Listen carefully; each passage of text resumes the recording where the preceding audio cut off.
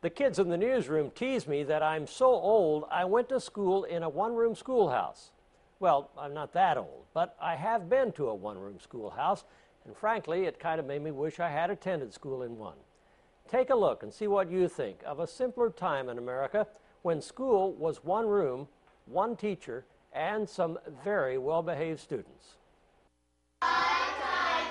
Get ready to step back 100 years, back when life was simple, when school was simple.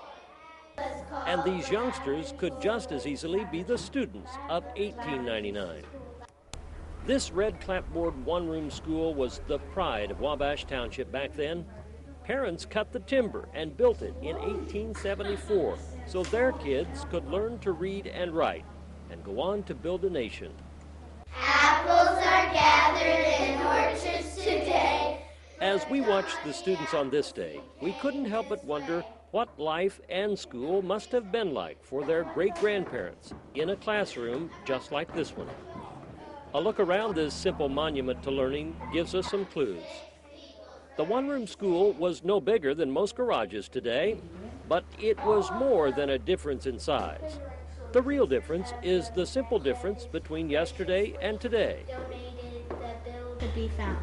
In 1899, Mattie Lynn would need that bonnet she's wearing to work in the fields after school.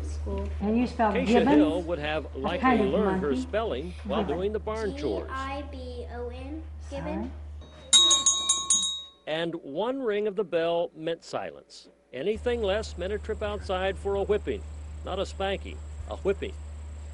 These clapboard buildings dotted the backcountry roads across the Wabash Valley. Most have now rotted away. These simple structures, though, are a symbol of America's greatness. Looking at it now, the one-room schoolhouse may seem a crude way to educate kids, but it's too much a part of America to be forgotten. Its lessons live on, in the words of the children who learned there, the children who went on to mold this nation. Fact is, the one-room schoolhouse did its job well.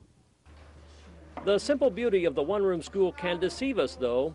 Life was simple, but life was harsh. Kids who came to school hungry went home hungry.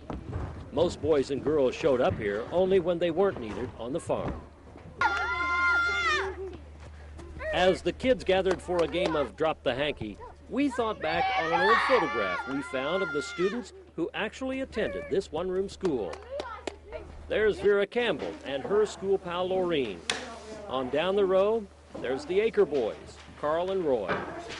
Once, long ago, they were the fourth graders reading and writing their way around this old building. These fourth graders will see a world not even imagined in 1899. A world shaped by the struggles and hardships and lessons learned in the one-room schoolhouse.